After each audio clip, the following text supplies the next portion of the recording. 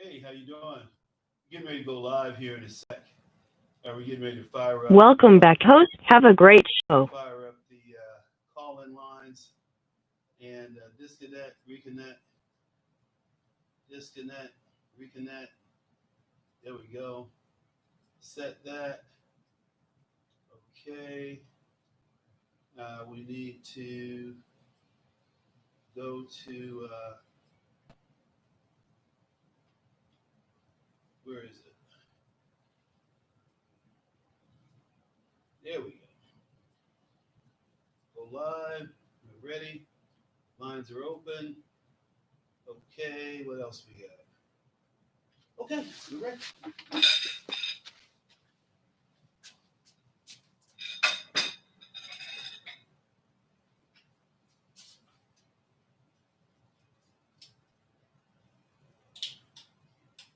Okay.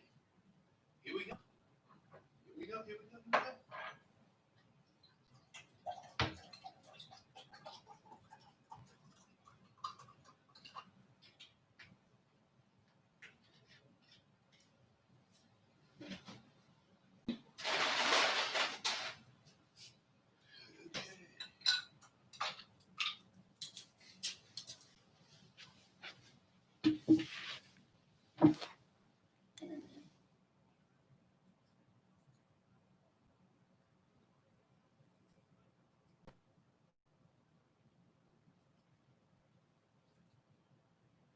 Okay.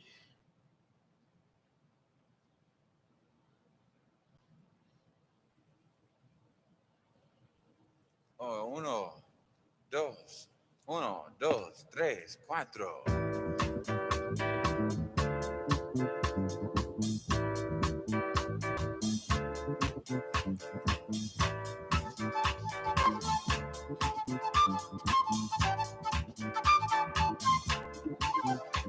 You see that black boy over there running scared? His old man in a bottle. He done quit his 9 to 5. He drank full time, and now he's living in a bottle. See that black boy over there running scared? His old man got a problem, and it's a bad one. He ain't done pawned off damn near everything. His old woman waiting for bottle. Okay, well, welcome to the Reality Check with Charles Butler here at Real Estate Talk Radio. You can check us out at YouTube at the Reality Check with Charles Butler. Thanks for tuning in. We have my good buddy Frank Venucio with me, and Frank's a talk show host, a radio talk show host, a TV personality, a man about town, has his own website. He does USA.gov, where he does political analysis, breaks down policy, and he writes about these things. You should go check him out. He puts a lot of work into it, and it's just top notch. We'll bring Frank on. I see him out there. Bring him on, and let's get rocking and rolling. Hey, Frank, how you doing? Hey, Charles, it is great to be with you again. Yeah, it's great to have you. Hey, Frank, before we get started, I want you to tell the audience where your website is and how they can read your information. Well, we're at usagovpolicy.com. And you go to our website, you can get our new research column up there 6 days a week. You can get our radio show and our TV show all at the same place. Great. Hey, man, I don't know about you, but it has been a busy week here. You guys had a few policemen attacked there in New York over the weekend. We have a alert out from the Department of Justice where the gangs have said they're going to shoot police on sight, if you can believe that or not. Well, the violence in New York City, particularly under Mayor Bill de Blasio, has escalated to unprecedented proportions. And beyond the altercations between the public and the police, we're seeing massive crimes committed absolutely in the middle of the day out in public. A woman is raped on a subway platform in the middle of the day. We're seeing Attempted. this sort of crime happen. Attempted. Sorry, go on. Attempted. They Attempted stopped rape. the guy. That's Yeah. correct. So we're But I seeing mean, but these why? types of crimes But happen to civilians. Again, not hidden in the dark of night in some isolated corner, but right out there in the public. Because, it's a symbol of the complete lack of any kind of respect for the law, respect for each other that's happening in de Blasio's New York. You know what this reminds me of, Frank? You and I used to tease you about it all the time. But what this used to remind me of is when I used to come to New York in the 70s, and people would go, "Hey, man, if somebody wants your wallet, just give it to them. I mean, they need it more than you do. I mean, why wouldn't you? Why wouldn't you just give them your wallet? I mean, really?" I'm like, dude, I'm from Detroit. I mean, ain't giving nobody jack. But that's absolutely what's happening in places like New York. But I think a lot of citizens are starting to react to that.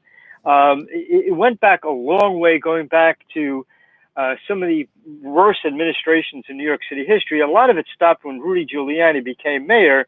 But of course, now with the administration of de Blasio, we've gone right back to those horrible times.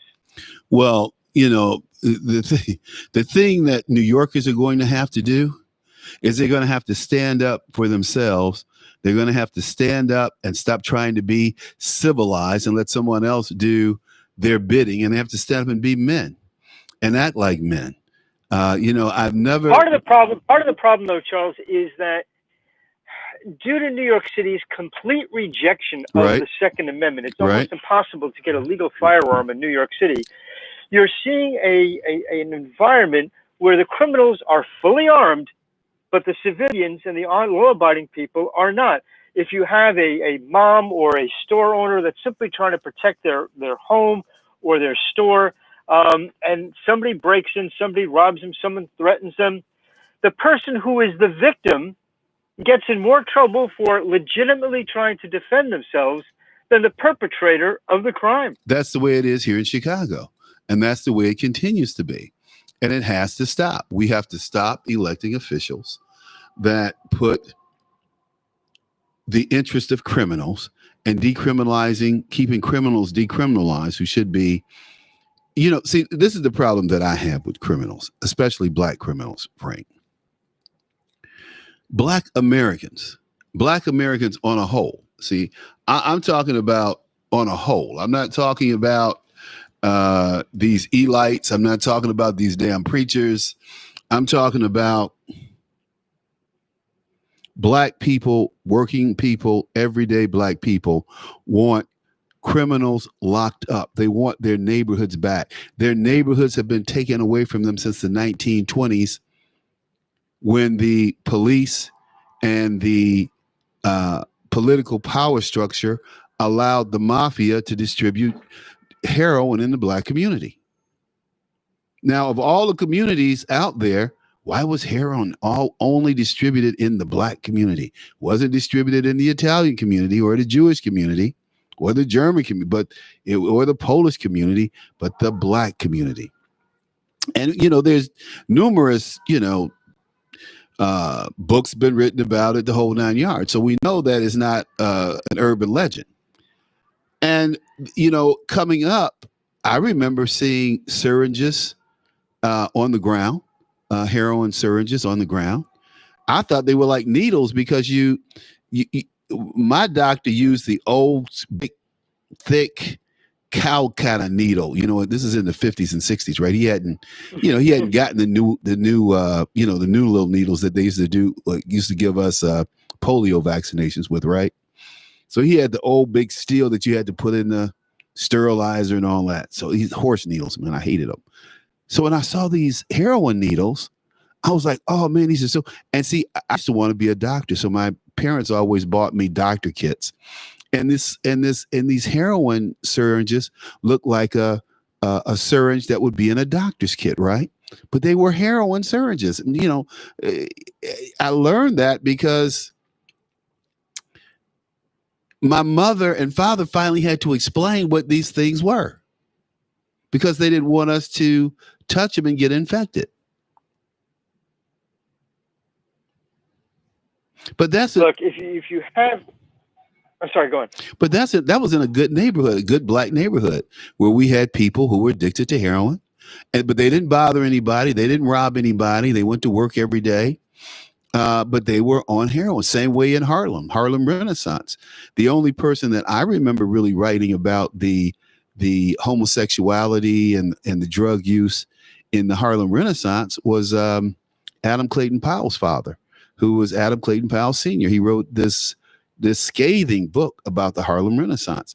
And everybody tries to talk about how wonderful it was. He was like, hey, it was full of debauchery, drugs, homosexuality, men living with women. It was out of control. I mean, this is what this guy says. I wasn't there, so I wouldn't know.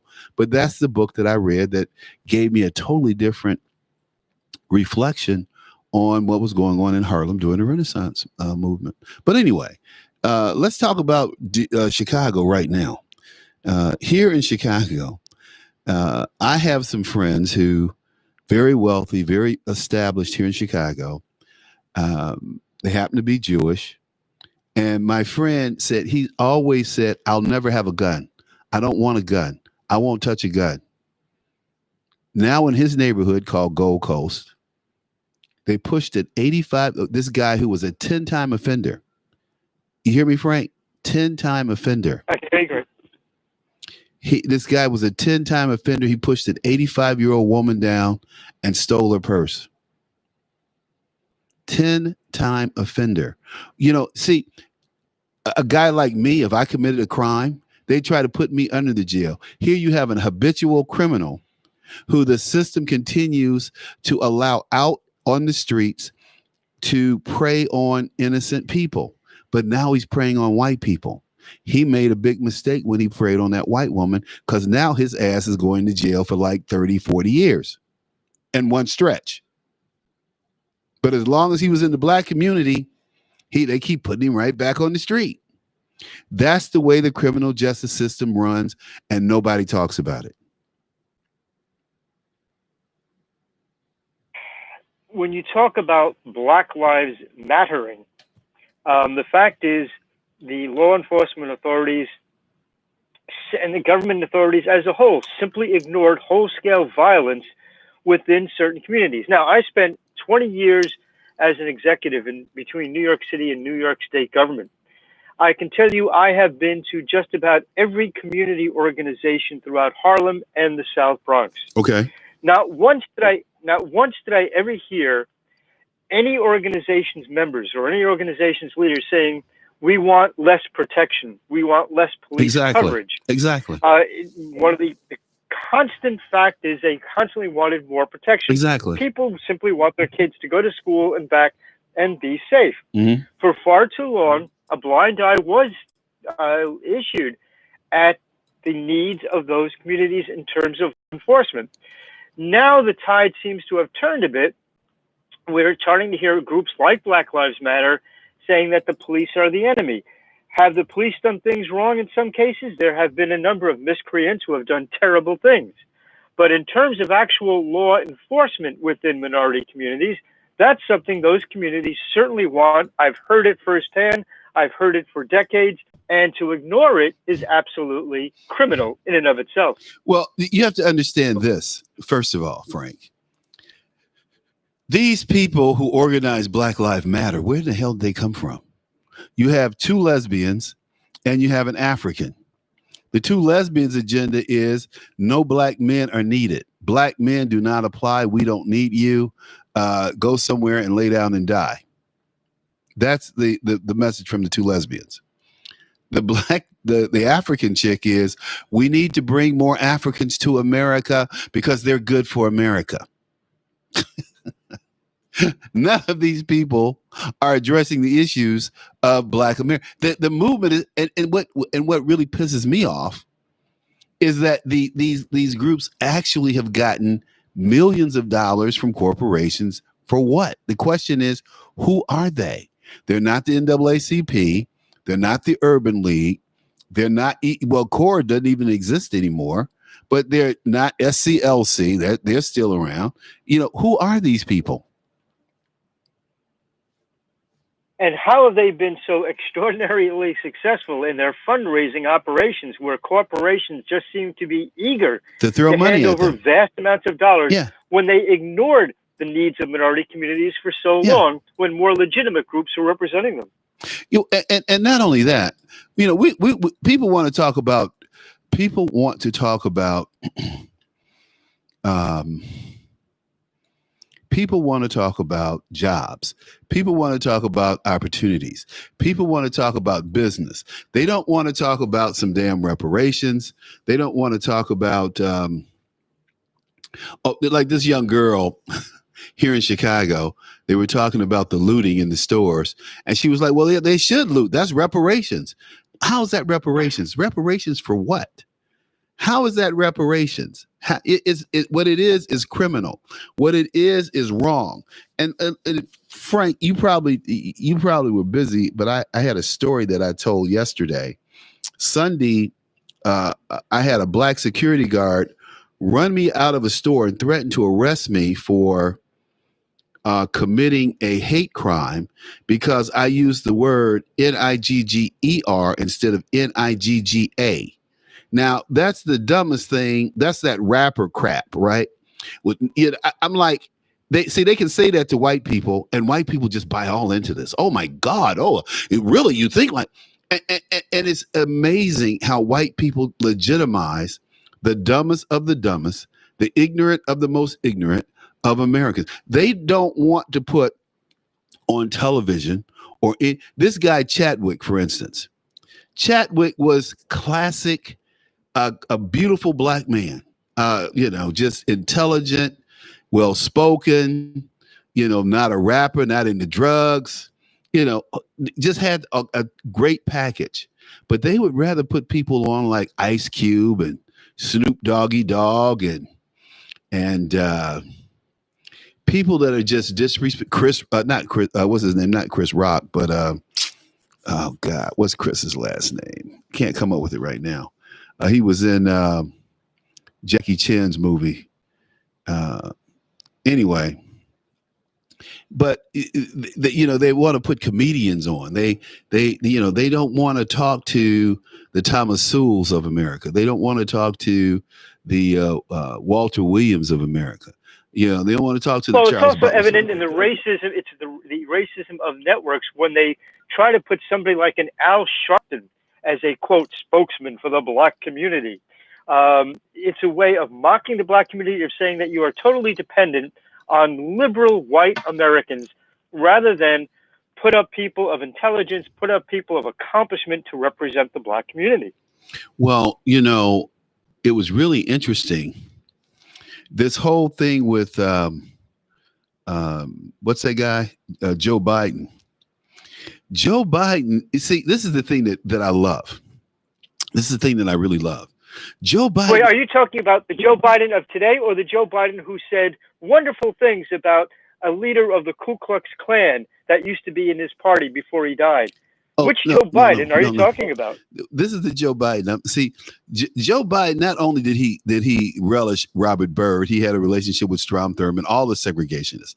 In fact, the first time I heard Joe Biden or heard of Joe Biden, he was screaming on the Senate floor that his state was a slave state. And I'm thinking, I'm at Michigan, right? And I'm thinking, Delaware was a slave state?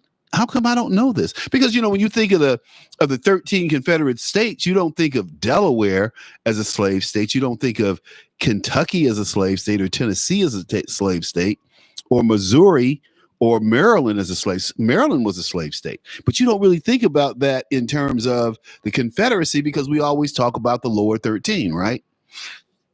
So here's this guy going on and on about how he did not want his children going to a school in a racial jungle. And I'm going, so he's calling black folks monkeys? This is classic. And I thought the guy was a Southern racist Democrat. That's what I thought, like Strom Thurmond and Jesse Helms at the time and all those guys, right? Come to find out. What was odd was not just that Joe Biden said he came from a state that used to be a slave state, but he seemed to be almost proud of the fact. Oh yeah. So look, my point is, This guy thinks that he's going to get away with saying to black people, if you don't vote for me, you're not black. He has no idea, because the media won't let it out, how offended, I mean, totally offended black people were, who are Democrats, who said they're not voting for him. Say he's a racist. They say, you know what? They can talk about Trump. This is what I'm giving you a synopsis of what people are saying. Black people that I'm running into.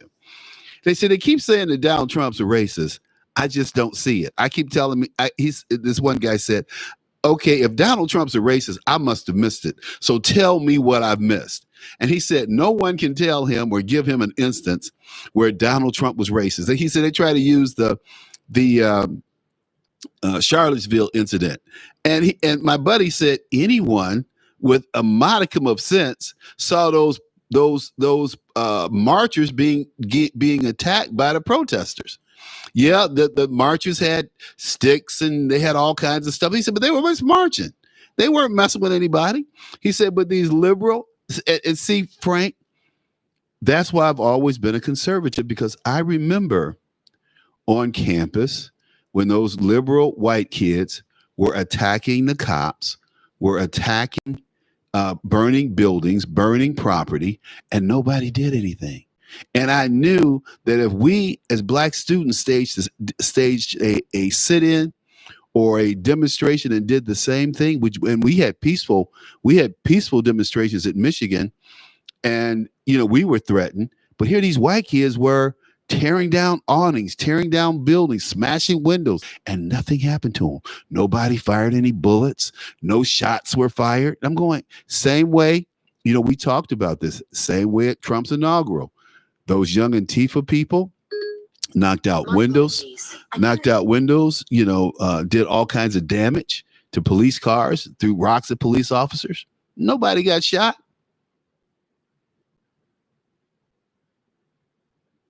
It's absolutely amazing how that occurs. But I think it all is a matter of media perception. Mm-hmm. The old saying, if it bleeds, it leads. Well, the media actually loves these riots, almost encourages them. Rather than talking about core issues, they'll talk about if it bleeds, it leads. Well, I don't know about, I can tell you, man, it's been interesting to see how these people refuse to come to grips. I just made a determination about people who listen to CNN and MSNBC. The issue is I was talking to a friend of mine last night, and I was explaining to her the difference between Fox and CNN and MSNBC is you have college educated people who listen to Fox. So what does that mean? That means that we've read some books. That means that we read, we pick up the paper. We're well informed. People that go to CNN and MSNBC, they go there to be informed. They don't go there with any set of information, any historical background. So when I listen to MSNBC, I know they're lying when they talk about, like this guy, Martin Luther King III, and he's sitting there criticizing President Trump. The bottom line is JFK made his daddy move the march from the marching on the White House to the mall. White liberals organized the march, paid for the march, told those black people what they could say, censored all of their speeches, and control the whole event. That's what people aren't talking about. But I'm going to talk about it in a piece that I'm going to write here shortly. But you have this guy, Martin Luther King III, standing up here trying to dog the president, trying to make a political statement. It's amazing to me. I think there are some prominent voices that are calling out the networks and calling out the left-wing financiers of organizations like BLM. Muhammad Ali Jr., son of the great fighter, recently said that his father would have absolutely no tolerance for Black Lives Matter, and that what it was only doing was pushing Marxism, not pushing equal rights or pushing to the end of any kind of civil injustice. And I think that's pretty accurate, but I think you're going to see a lot more voices being raised. And I think also that as the election moves forward, some of the things the media has covered up about people like Joe Biden, who has gotten rich from America's enemy, China, who has sided with racists in the past, I think they are finally going to be exposed and the truth will come out. You know, Frank, I think you're right, but people aren't stupid. I mean, Joe Biden has, what is his slogan? Build better something? What is his slogan? You know, I haven't even heard other than staying in the basement. No. Joe Biden has his campaign has a motto. Joe Biden's campaign motto. It's his campaign motto is something like build better something, something, something. And I'm laughing because here's a guy who's had years to do something, and he can't take credit for anything except for sending our jobs overseas. Pretty pathetic. Hey, I've got to run. I look forward to our next conversation. Okay, man. Be good. Take care. Okay. That's Mr. Frank Venucio. Hey, you know what I'm going to do is take a little time here and talk about Chicago and how the FBI has warned the Chicago police that gangs have said they're going to shoot cops on site. So this is what the FBI said here in Chicago. The shoot on site declaration against our Chicago police officers is just another huge crack in the foundation holding up Chicago. Wow. Amazing. So we have this gang has put a bounty on the heads of Chicago police officers. I think Chicago police officers should come out swinging. I think they should come out and protect themselves. I think that they should be very, very aggressive. I don't think they should allow themselves to be pushed around at all. So one of the mayor's nemesis, a guy named Anthony Napolitano, he's an alderman in the 41st district. He said that the police made them aware that there's a threat by a law enforcement partner, made aware of this threat by the FBI. And so this guy jumps out. He says, hey, wait a minute.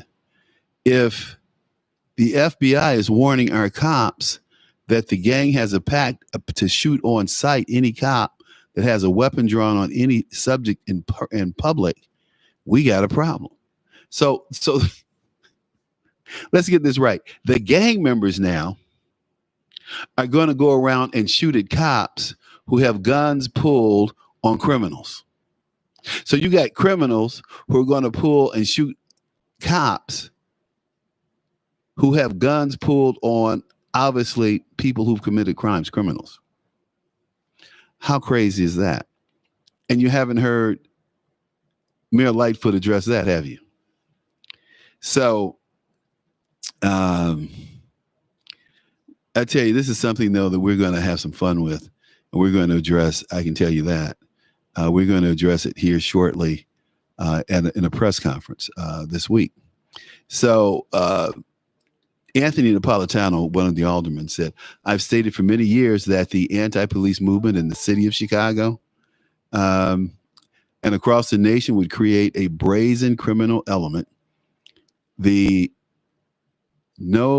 kowtowing to domestic terrorists, hiding under the cloak of social justice, and the failure to prosecute criminals have put us where we are today. We have a state's attorney who refuses to lock up criminal black men because it's putting more black men in the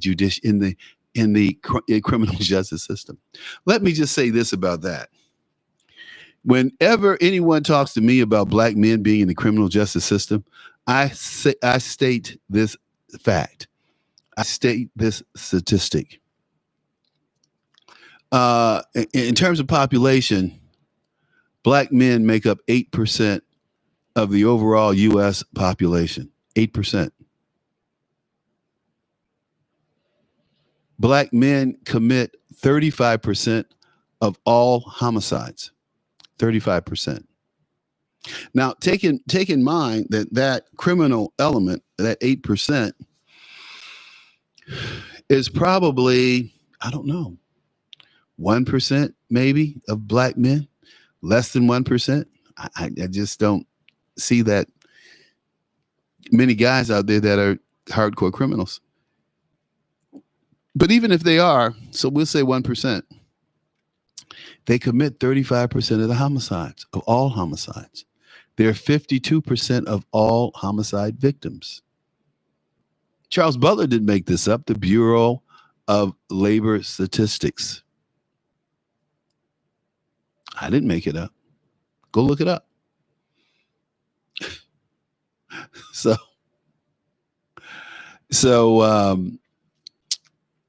this alderman went on to add that the shoot on sight declaration against our police officers is just another huge crack in the foundation holding up Chicago.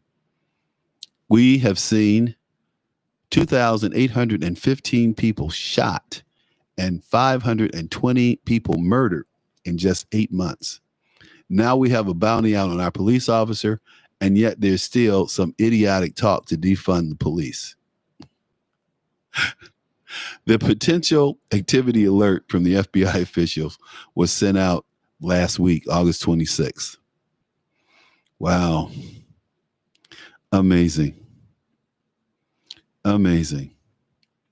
So the alert mentions that around 36 gangs, including the Latin Kings, Vice Lords, say members of these gang factions have been actively searching for, filming police officers in the performance of their official duties, the purpose of which is to catch on film an officer drawing his or her weapon on any subject and the subsequent shoot on sight of said officer in order to garner national media attention.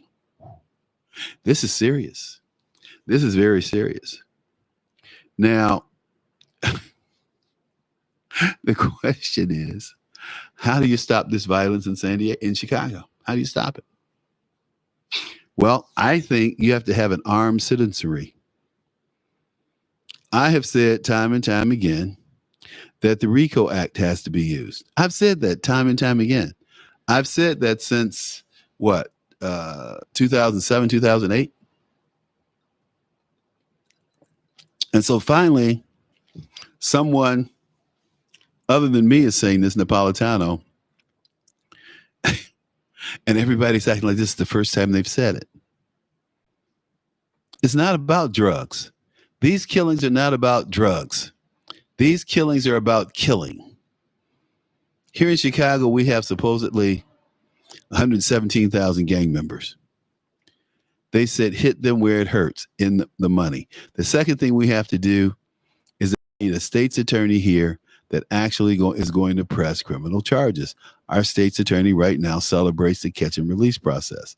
It's killing us over here. No question. Literally killing us. 85-year-old woman in Gold Coast, knocked down, robbed, and this brother actually thought he's going to get away with it. Wrong part of town, dude. If you've been on the south side, the west side, maybe you could have gotten away with it. Maybe you could have even gotten away with it in Oak Park or River Forest. But Oak Street, Gold Coast, no. And they got him. Thank God they got him. And I hope he does time. And in fact, see, for me, I wouldn't even do the time. If he's found guilty, line him up, shoot him. If he's guilty, you see on the tape, it's him and he admits, yeah, I did it. Line him up, shoot him. Get it over with. Why are we spending $40,000 a year to keep this piece of trash alive? Is white folks providing jobs for white folks? Who runs the criminal justice system? White people. Who are the POs? Who are the correction officers? White people. Who are the judges? White people. Who are the staff? White people. Who are the parole officers? White people. Police officers? White people. Prison guards? White people. Just another way to make some money. Just another way to collect a pension. That's what I see. Put these people in jail. And if you don't want to put them in jail, then take them out. Get rid of them. But at least give us a break. Get them off our back. Get them away from us. It's amazing. Amazing. So I was trying to look at this Joe Biden campaign. He's talking about build better and his little slogan, restore the soul of America. Our best days are still ahead. This is America. We are America. Second to none. Yeah, we're second to China, you asshole. He says here, build back better. Unite for a better America. That's it. Build back. He's not even serious about that. He could care less about America. Joe Biden has lined his pockets for decades. We're not going to let you do that to us again, Sleepy Joe. We're not going to let you do that to us again, Uncle Joe. It's over. It's over. Portland police. Portland police had to step in and stop protesters from burning down the Ted Wheeler's house. Ted Wheeler is the mayor of Portland, and they had to step in. They were throwing burning debris into his building. These are his people. These are the people he tried to placate, okay? These are the people he tried to say, oh, we're going to have just a loving, wonderful summer. Oh, my God. It's going to be so wonderful. Yeah. Hey, let's talk a little bit about Jacob Blake. I said to you all a couple of days ago, I said, let's wait before we get wound up and all torqued up over Blake. I said, because someone who was walking away from the police like that had a problem. Someone who wouldn't stop and obey police commands to, stop, put your hands up, turn around. He wasn't having any of that. And when he went into the car, as far as I'm concerned, he had walked way too far for way too long. And the officer was just hesitant in shooting this guy. And I don't know why. Well, I do know why. He didn't want to shoot him. He didn't want to take his life. He didn't want to, mess the guy up. So he just held off. Why he held off so long, I don't know. But they should have, they fought with the guy. He beat him. They tasered him twice. He beat that. Now he's walking away, and the guy's holding his shirt with a little gun in his hand like we used to do when we were playing Cowboys and Indians. Hey, stop. Hey, wait a minute. Stop. And that's the way the cop was, kind of, floating along. Now, when the guy reached under his seat, it became a life and death situation because the police officer didn't know if he was going to pull up a 9mm and get a couple off in his face or what. But the guy shouldn't have gotten that far, and he certainly shouldn't have been able to open a car door and get in the car. As a matter of fact, that wasn't even his truck, from what I understand. But what I don't understand is how the kids got in the trunk. Why were the kids in the car and he had been up to the girlfriend's house to get the keys? Or maybe her car was open and he just went and put the kids in the car and went up to get the keys. And the woman claimed that he'd raped her. I mean, this is not a good guy. This is not a guy to hold up as somebody just shot the poor black man. No, this guy was totally out of compliance in the midst of committing criminal acts, disobeying police commands. And like I said, when he went to the car, the police officer should have fired him up. He should have fired him up a long time before that. but he did not handle that situation well. When I look at these police officers, though, most of them need to get in the gym and they need to work out. They have no muscle tone. They're fat, so they can't run after people. They need to get in shape. I think they need to call for PT tests twice a year, not once a year. Oh, boy. Drinking a little mango juice. I went up to an Indian store the other day. Wonderful, wonderful mango juice, I tell you. Whole, real mango juice. Man. So what is going on in Chicago today? Who the hell knows? I can tell you this, though. We are a city that's out of control, but I've said that for years. I've contended that all Democrat control and run cities are out of control. They have a selective group of laws. They enforce laws for certain people and certain people they don't. Here in Chicago, if you're white and you run lights downtown, they don't stop you. If you're black and you're got your car in the intersection, they want to pull you over and write you a ticket. Amazing. Amazing. I guess President Trump is heading up to Kenosha. I wonder what he's going to do up there. They said he's going to have a productive conversation.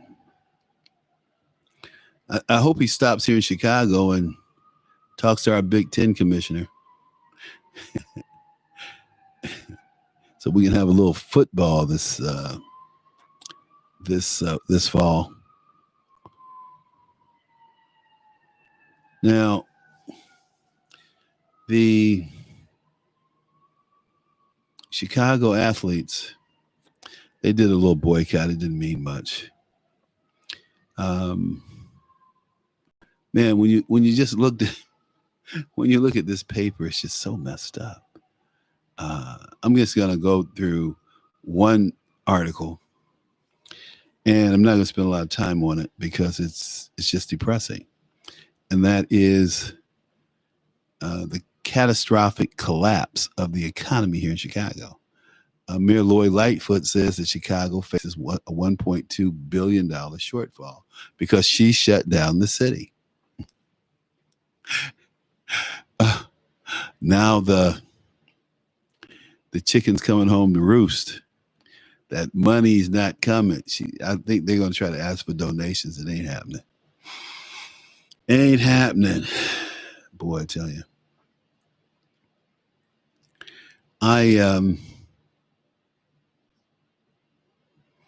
I've been paying attention to the Chadwick Boseman tributes. And he was truly a beautiful guy. I mean, I just enjoyed the guy.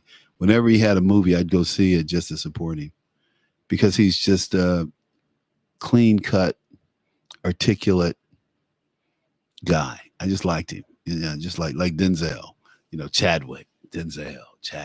I liked it. So look, we're going to pay our tributes to Chad. And hopefully there's another Chadwick out there somewhere. They're hard to come by, I tell you, in these days and times. Most people hadn't heard of Emmett Till. Emmett Till was a young black boy here in Chicago who went down south and supposedly he'd whistled at a white woman.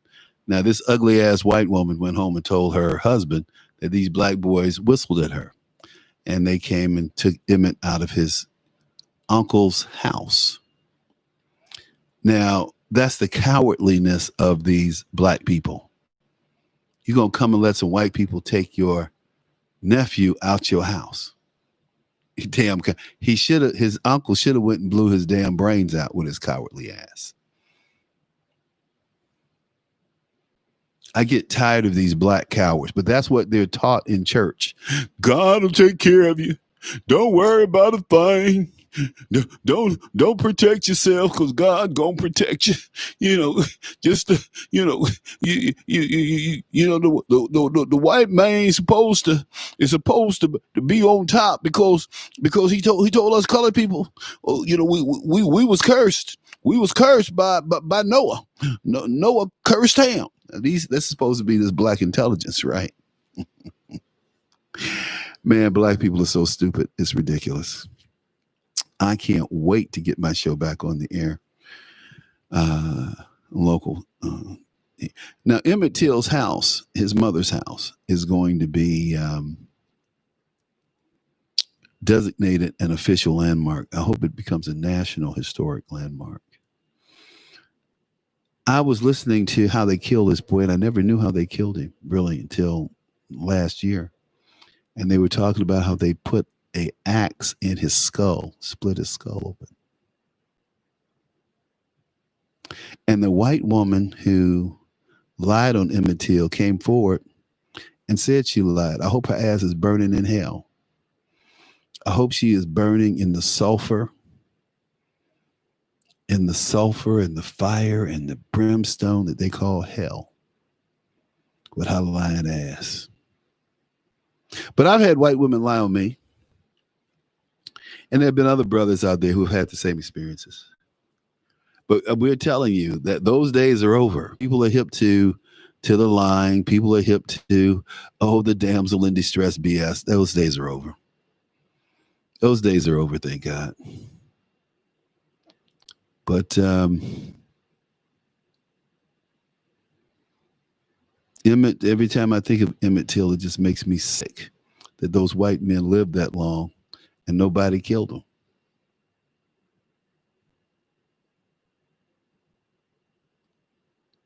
That's what really makes me angry, that nobody took those white men out.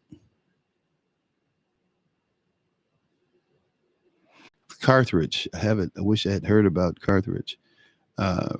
Carthage College is a college I almost went to. Expressing views, Kenosha, protest, exchange words. Yeah. It's going to be interesting. I think the president really fired it up. Let me see if I can pick up some chatter from Trump and his visit to Kenosha. Let's see, Trump, Kenosha visit. Let's see if he had anything to say. Because he will fire it up, and people get awfully upset at the president. But I love it. I ain't gonna lie to you. I love it because somebody needs to tell these kids, these young people, that they're not in control. They don't own anything. They don't have anything. And people are mad. People are angry that these folks are burning things down in the name of what? Black Lives Matter? I don't think so.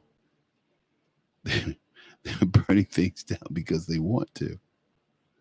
Has nothing to do with Black Lives Mattering. So I hope that the president gets it done. I hope that he, tours these areas and says, hey, you know what? We're going to send in the National Guard or maybe the 82nd Airborne. I just hope something gets done so that these people will have safe homes to go to. That's what we need. We don't need all the fluff. We don't need all the promises.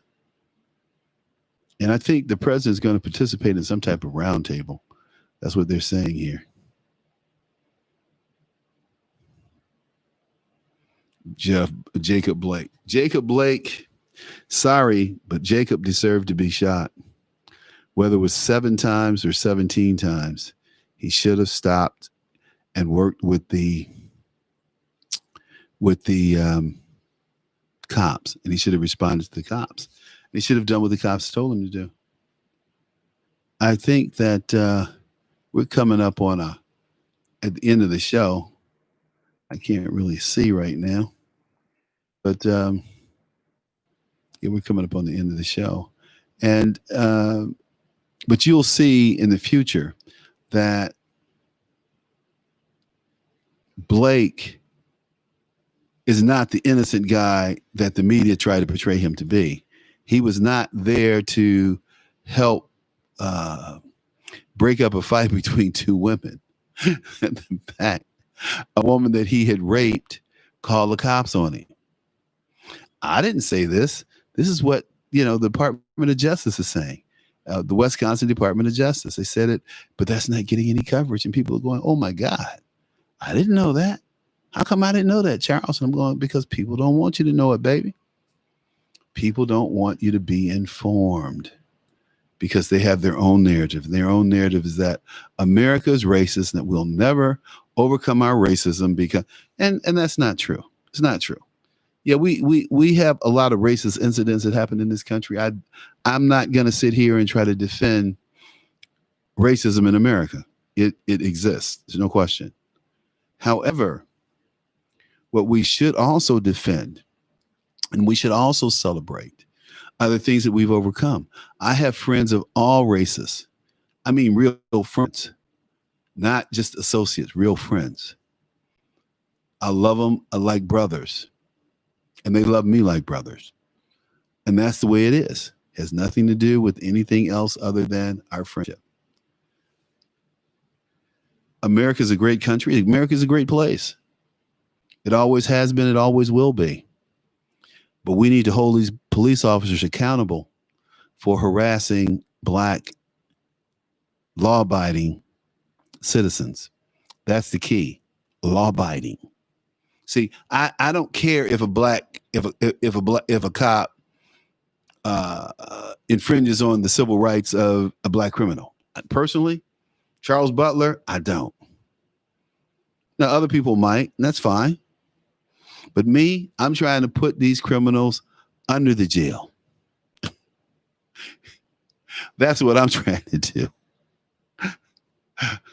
So excuse me if you think I'm a little harsh, but at the end of the day, I don't care. And you know that. I don't care. But so we covered a few things this afternoon. But I did want you to know about Jacob Blake and the fact that he did have a knife. He even said he had a knife. He told his dad he had a knife. And I think the cops showed great restraint by not firing him up earlier. But if he really wanted to kill him, he would have shot him 2 in the body and 1 to the dome. And the dome being the head, the skull. Boom, boom, boom. That's, boom, boom, boom. That's it. Hey, but look, we're going to get ready to get out of here and, tune in tomorrow, same time, same place. Tomorrow we're going to talk about coronavirus. We're going to have a doctor on that's visiting us. We're going to talk about coronavirus. That should be pretty interesting. So let your friends and family know. We're going to get busy. Don't forget to subscribe to my station. Tell your friends and family to subscribe because we're out here doing it day in, day out, day in, day out. Da, da, da, da, da, da. I'm just kidding. But look, stay healthy, stay well. Don't do anything I wouldn't do, which leaves a lot to be done. And we'll see you tomorrow, okay? Uno, dos.